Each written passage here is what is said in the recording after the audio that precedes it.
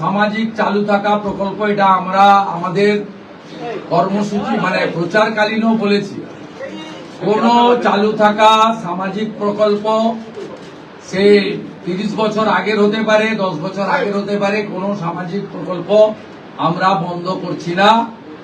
আমরা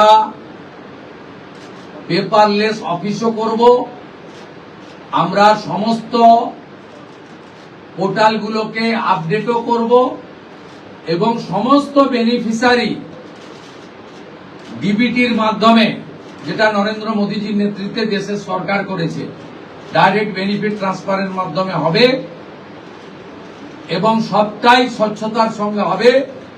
কোন সামাজিক কল্যাণকর কর্মসূচি বন্ধ এই সরকার করছে না, কিন্তু ট্রান্সপারেন্ট স্বচ্ছতার সঙ্গে সেগুলো হবে। কোন মৃত ব্যক্তি তিনি কোন সামাজিক প্রকল্পের সুযোগ পেতে পারেন না। কোন অভারতীয় তিনি ভারতের কোন প্রদেশ বা জাতীয় সরকারের কোন বেনিফিট তার পাওয়া উচিত নয়।